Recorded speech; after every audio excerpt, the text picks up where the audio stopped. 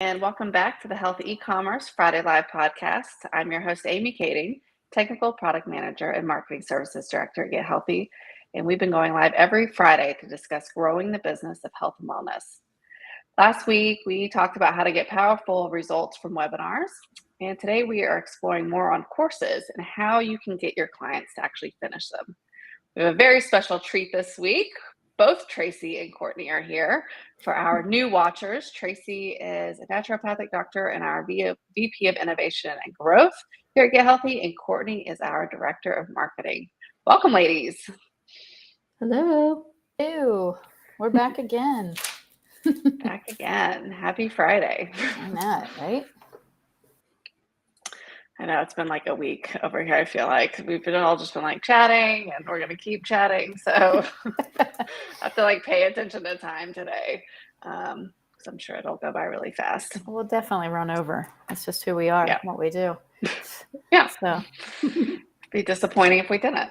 I also missed the memo to wear a black shirt, but so it's okay. All good. Yeah, that's okay. All right, well, let's go. Yeah, let's jump in. For anybody new that's watching and missed our previous discussion on LMS, feel free to go back and watch that. But let's remind everybody what exactly courses are and why they are important to your business. Yeah, absolutely. Well, you know me, I love courses. I think educating your clients and anyone else on how to take care of themselves gives you a sustainable customer, right? Somebody that's going to buy the right things at the right time so that they get better. Mm-hmm. I like all kinds of courses. We talked about the types of courses that you should have in one of our broadcasts, Amy, which are really important. For me, I have a foundational course, I have a niche course, and then I have an empowerment course. And all three are for different audiences. But, the biggest thing with courses is you want them to be finished. And I think if people don't finish what you actually create, that you're really not empowering people then. It's nice to put out a class, but number one, you need people to come to the class, you need attendees, so it has to be a topic that people are interested in. And then, it has to be an amount of information that people can consume. And then it has to be finished so that people actually get to the end point and the end game. So those are the really important things that we can kind of dig deep into that if you want on, what do those things look like? But most important to me is the type of course, who is my audience and what am I trying to communicate? And then did they finish it? And if they didn't, then we need to understand why. So it's really important that we have that marketing software behind your LMS, your learning management system that you're using. So you can go look at those analytics, which numbers don't lie, right? They don't tell the whole story, but they normally don't lie. So why are people not finishing online courses? What are some of the obvious reasons, I guess, that you see? Well, I guess number one, you might be putting something out to the market that people just aren't interested in. So before I do courses, I'll do some market feedback. Like I'll just ask my audience, what do you guys want me to teach? And I might give a list. That's what I did for my last series of courses. I was like, here's a list of all the things that I think I'm going to teach. Which ones do you guys want? Give me some priority. And they did. People actually have an opinion and use it on social media. I know that's shocking, but they do. So they actually gave me some feedback and they were like, here's what we want. Here's from what you listed. These are the ones we want first. And so I kind of arranged my courses that way. And then, basically, once you get that feedback and you're going to launch something that people want, it has to be to the right audience. Who am I building the course for? Am I building it for practitioners? Because that's going to look completely different in what I say, how I market the course. And, your target audience is really important. I'm not going to say, we're going to learn about the biochemical pathway of Hashimoto's pertaining to Epstein-Barr virus to a bunch of lay people that really have no idea what that means. I might say that to, physicians or medical practitioners who understand that language. But to the layperson, I might say, got Hashis? Yeah, it's a bummer. Let's figure out a few things that can help you. So it's a different approach. Who's my audience? So what am I teaching? Is it of value? Who's my audience? And then setting that course up for success. And for me, success is knowing what I want to accomplish with the course. Do I want to empower somebody to go do something? Do I want to teach them why they need something? And then how long should that take me? So a lot of courses fail because of the first three brackets, not because of the length. Everyone's like, courses should be 20 minutes. Courses should be an hour. Courses should be as long as you need to communicate what you're trying to communicate. And if you have a topic of interest to the right audience and it's set up in a way that people can understand it easily with the right verbiage, people will, complete the course. And then, Courtney has some really cool ideas on a concept of gamifying your courses. I always call it Courtney's Fortnite of courses, because my kids, they play video games there, and Fortnite's one of them. And Fortnite is great at rewarding. Like, you're in this battle with 99 people, and at the end, if you're the one left, like, there is a celebration. Like, I'm surprised people don't show up at the house. Like, but that's like my kids' goal, and then, once they win, they can collect different, rewards. And for going through different levels of the game, they get these upgrades, right? So it's like this whole experience, which I think, video games have done. And Courtney actually has captured that essence in our LMS of helping the practitioners that use our learning management system for courses, gamify it and for their clients, which makes it super rewarding. Yeah. Especially Tracy using the big words you always make fun of us for using. Totally. I want to say it. I want to be like, okay, guys, let me dumb it down for you. Gamification is a way to make your clients feel super special for finishing the courses and rewarding them with chings and pings. It's really great. So yeah, you guys are using the big words. I'm just here to dumb it down. But Courtney can explain the big words. Yeah. I mean, basically another big element of this is time, effort, and basically 97% of the people who purchase your course are unlikely to ever complete it. And that is the truth. And that's a super surprising statistic. But so gamification is a way, like Tracy said, it's just like when you're playing Fortnite or something like that. That's what keeps people coming back for more, right? Giving points and giving celebrations. And you can do that in your course software. So basically, gamification is a way to, so when you're approaching a course, when I approach a course, one of the things that holds me back is I kind of feel like it's very daunting. I feel like there's a lot of material to cover, and I don't necessarily feel like, I have the time. So it's kind of reversing that mindset of, instead of thinking that it's daunting, you're thinking, I want to do this because I'm going to feel some sort of, going back to neuroscience, some sort of dopamine hit, right? And that's really what it is. It's you kind of have to use those same principles that you would in a game to reverse the attitude of your clients when they do approach your courses. So instead of it being daunting, they're actually going to want to come, and do your course, and they're going to be happy doing it instead of it feeling like, a drudging thing. And then another thing is, like Tracy said, if you consider your audience and, make sure that you're wording it appropriately. So it's not too, the vernacular, like the wording is not too scientific, if you do all those things, then that's going to bring them back too. So, really making it a fun experience at the end of the day for your clients is the idea. Cool. Let's look at a couple of the back ends you were talking about. Screen shares. We're getting good at this. So this is basically in our LMS. So we offer Get Healthy EDU, and our practitioners have a really cool opportunity to give points. So you can see it's a little small, but you can see there's some stars at the bottom. There's a little circle. So if they check that circle, then they get points for finishing different tasks. You can also have celebrations. So for each task, you can, set up, this is actually an animated celebration. So it has sound, it has, these confetti. You can customize whatever the celebration says. So this is a really unique feature of our LMS in particular, and it makes it so great for incentivizing people to keep going. And that's a really, really unique tool, I think, in the course world. Mm-hmm. So I just want to say two things about that. One, I'm much tanner than both of you. I just want you to know. Now, I am aware and I am jealous.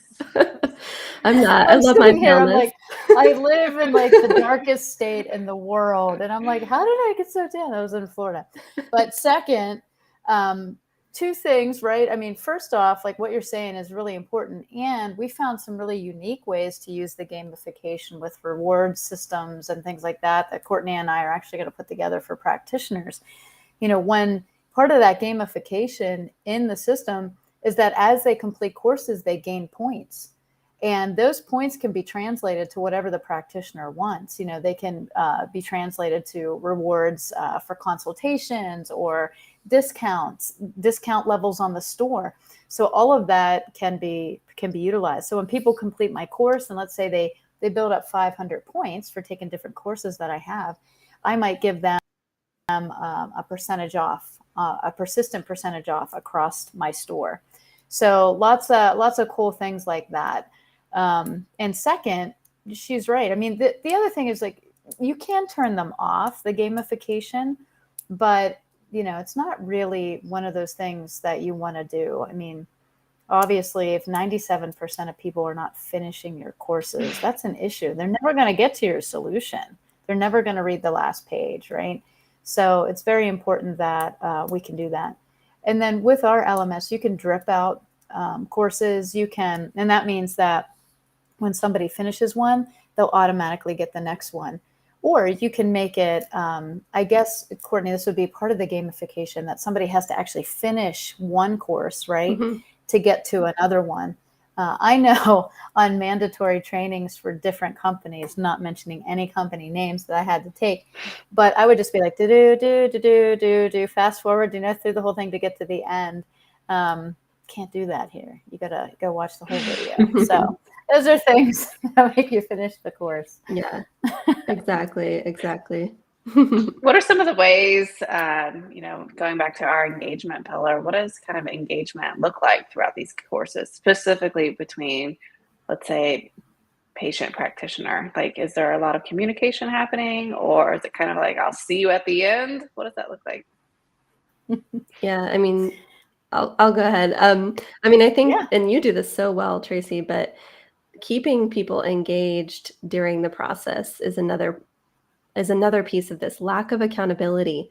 People not feeling like, oh, if I, like you were just saying, Tracy, if I skip forward, it's fine, But then if you instead have, a webinar in the middle of the course duration, or something like that, and Tracy can speak to that, but if you have something like that, then you can keep people accountable. Did you see this in course number 2?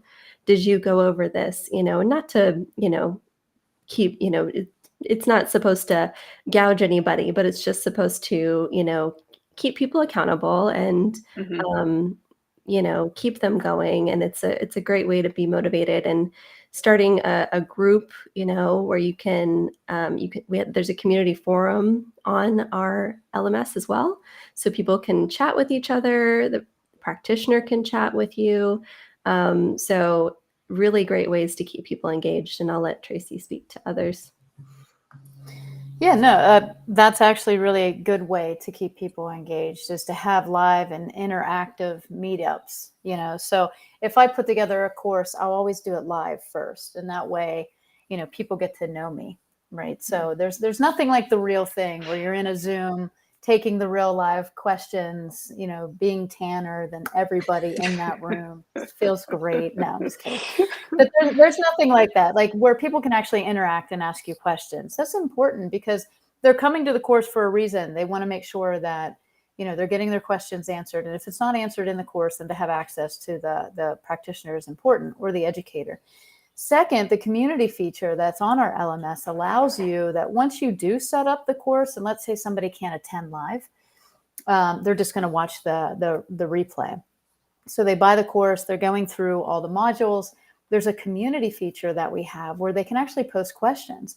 And in real live time, I get an email or a text message that says, hey, somebody asked a question on your class. So I can go in there and answer that right away if I have time or later, but that person gets their question addressed. And, the touch points are important, because people do have questions outside of what you teach. If they don't, either did a really good job or they were sleeping. So, but I always do live classes first, follow up on those community questions. And then the third thing would be to, just have a once a month meetup, like Courtney was saying, like have people like just be able to come and talk to you like once a month about what they learned. The other thing that we can do on this LMS are quizzes. We can build questions into the media. So at the end of the course, you could ask 5 questions.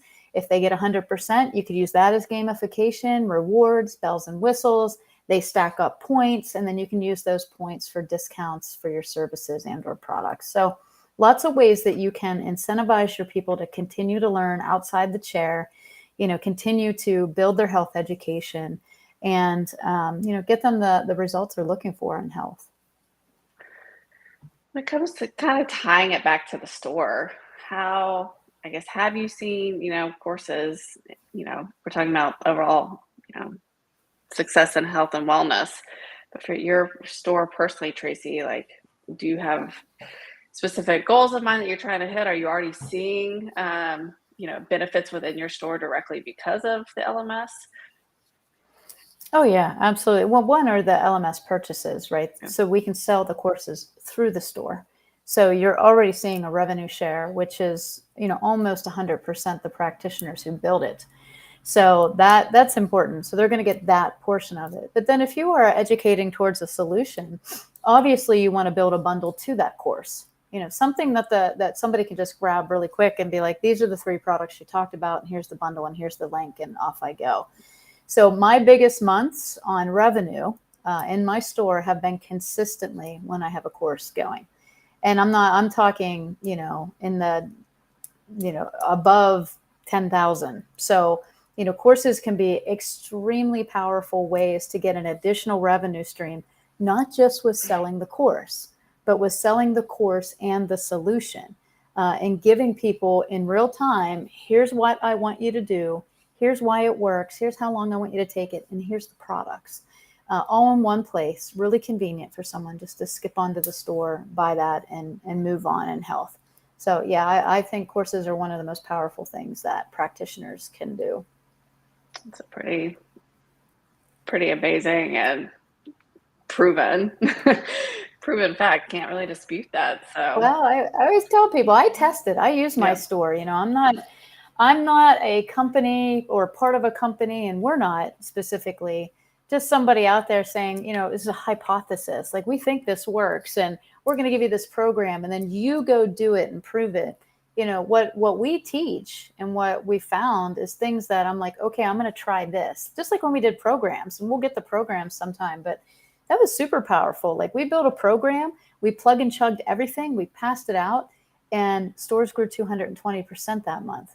I mean, and it was easy for the doctors. They were like, man, this was so easy. And personally, I did it. And I had like 176 people in one group and almost 200 in another one.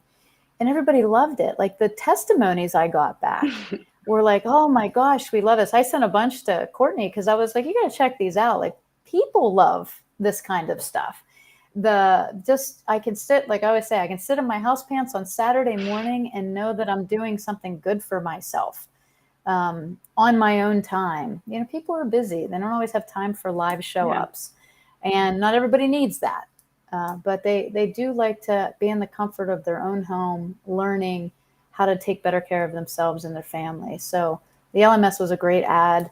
It also allows practitioners to have a revenue stream. So it's a win-win all the way around. Yeah, that's great. Courtney, I've got a question for you. Last week with Tracy, I'm sure some of these tactics are going to be similar when it comes to like marketing. So we talked about, marketing webinars, and it all ties back to like knowing your audience. I feel like we're saying this every week, and we will, whenever we're talking about content marketing, you've got to know your audience. Otherwise it's pointless. But do you have any kind of insights on not only just like promoting, especially as something new as LMS for practitioners, but also like the kind of follow-up retention marketing piece? Any thoughts there on strategy? Yeah, I mean, I definitely would say, and Tracy can probably speak to this too, but I would definitely say that, you need to make sure you have we kind of mentioned this before, like a follow-up after the course, like maybe I would suggest a survey or something like that. How was the course? How did you feel? That sort of thing. There's all sorts of kind of survey softwares out there, and we can help you find one. But basically, I would definitely encourage surveying your audience, using that information for the next course, for whatever you're building. Then also everything can kind of flow together, right? So I think one of the logical reasons why we did webinars and then we go into courses is because you can use that webinar that you're doing, and you can just plug it into your course LMS, and then you can create all the flows from there. And then that can become an evergreen course that you have forever and people can go back to. And you can monetize it through your Get Healthy store. You can have people purchase it. And there you go. It runs on its own and you don't have to worry about anything. So I would definitely recommend surveying people, using that feedback, and using everything as evergreen content as well. Awesome. All right. And how do people get started if they're interested in, wanting to get into this for the first time? How do they get started? Any advice for something that I know can kind of walk you through and make it so it's not so scary? But if anybody is feeling overwhelmed because this is so new to them, how do they get started from here? Yeah, well, they can always like seek out a demo. We can show it to them. But if they've never done courses and that's something that they're interested in, I usually tell people build a course on something that and you could talk to people anywhere, any day, anytime. That's the foundational course, right? If someone comes to me and says, Tracy, how do I get healthy? I'm like, foundations, nutrition, hydration, movement, sleep, elimination, emotional, spiritual wellness. I can say it in my sleep, blindfolded backwards, and all ups and downs. But that's what people need to do. That's my foundation. That's how I start any client. That's how I start any conversation towards health, is a foundation of what you build your health on. So that's the first course I should do. And you can use that course not only just to educate the masses, but if you're in clinical practice, one of the things that I found is if I send that course, whether I make it paid or free, to my current clients, right? Or I just add them in the back end to the LMS. So say I have clients that have paid me to come for a consult and they can't get in for a month or two. This happens to a lot of practitioners. I can go into our LMS and add those clients for free to the back of that course. And what it does is it starts them on the path of health until they get to my chair. In that course, I can talk about products and things that they need to do every day. They're already going to my store and purchasing wellness products now. They already understand what it's going to take to be healthy. By the time they hit my chair, they know what to eat, how to sleep, how to move, how to think, all the things. And so it cuts down on my educational pathway as a practitioner. Now we are aligned. We're eye to eye, understanding why health is valuable, why they need to eat well, think well, sleep well, poop well, all these things, right? I don't have to get their buy-in on visit one. Now I can move them a little bit quicker towards their goal. So we have to remember that this just isn't about building courses and selling them. It's about strategizing how you practice and how you want to scale and help people. Eventually, you run out of you. Right. I am out of me. At this point, I'm 3 or 4 months out booked. And people are waiting, but they're not getting healthier while they wait for me. Sure. So what I do is I can just add them into these courses and be like, listen, this is what I need you to watch until I see you. And there's some product recommendations in here that are safe across the board, regardless of meds, multivitamin, probiotic, enzymes, like all the things that are safe. But when I see you, we'll take the next big step to get you healthy, but this is where we're going to start.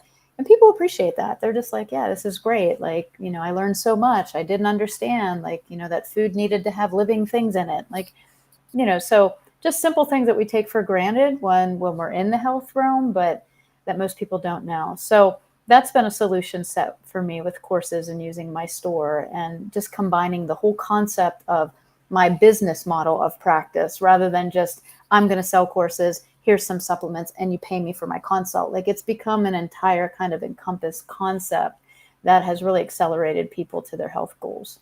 Awesome.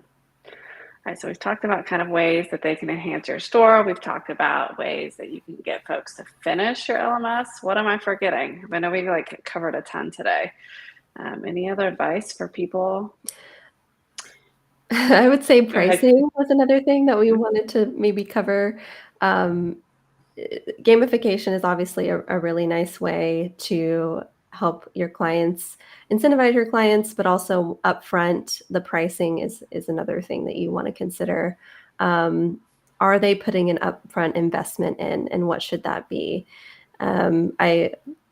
I think that, there's a big difference when someone's investing $10 versus $100, of course. So if they have that upfront investment, then, and it means something to them, it's more than just $10, then they're gonna more likely, contact you instead of the other way around. I know this happened to you recently, Tracy. So that's another component here that I would recommend you kind of set a price that's not going to be too expensive, but also, is not too inexpensive, and they have enough investment. So, I would definitely consider that when you're creating your courses. Yeah, that's a really good point. I can't tell you how many times I've started free courses and then not finished because I'm like, well, right. It was free. It didn't cost you anything. I don't. Yeah, I'm exactly. Gonna be able to sleep tonight. Yeah. That's like golden rule number one as a practitioner: no free appointments and no free product. And it's not because we're not nice. It's because when it's free, there is no buy-in. There's no commitment to it. There's nothing binding you to finish or even start that. I mean, it's not even that you didn't finish the free course, Amy. You probably never even started it. Let's just be honest. You didn't even get to the point where it was like, class 1, it's free, forget about it. I have several of those sitting in my account. Yeah, you too. Me too. Right.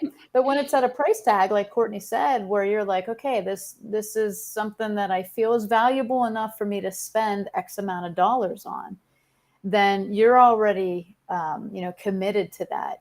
Number one, you wanted to spend the money on it. Number two, it was enough to make you realize that you want to finish it. And then again, it goes back to the right market, the right person. If you don't advertise your course properly to the right demographic and be very specific on who that is, like I will say in my courses, like, this is an entry-level course, or I will say this is an advanced course.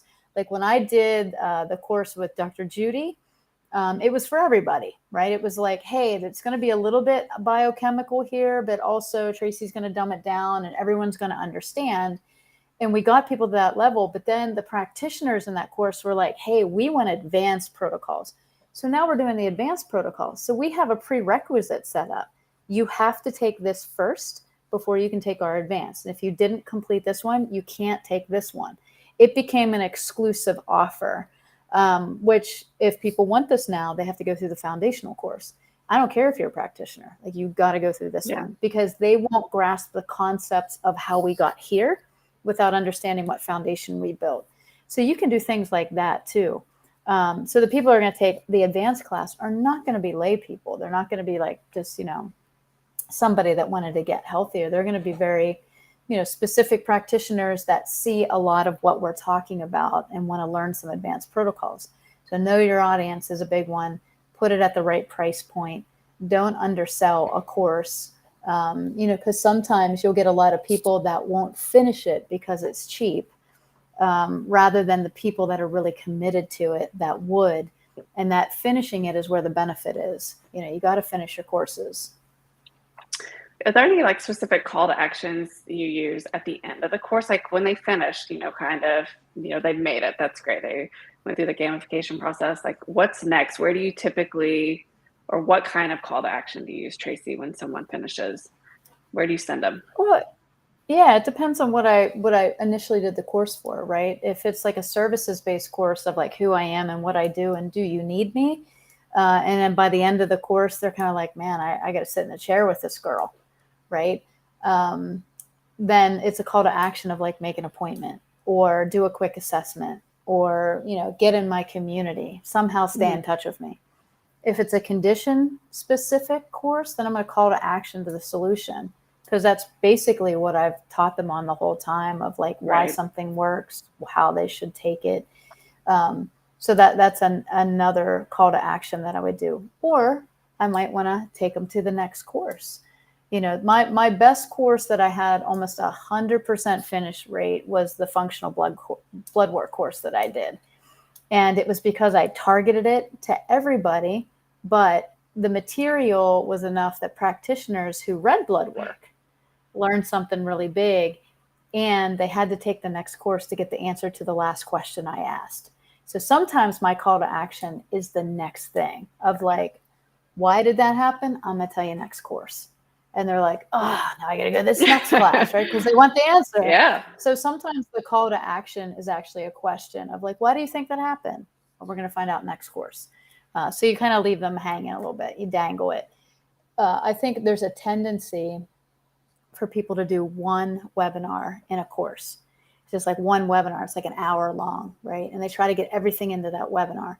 And I think sometimes it's too much information too fast for people to absorb.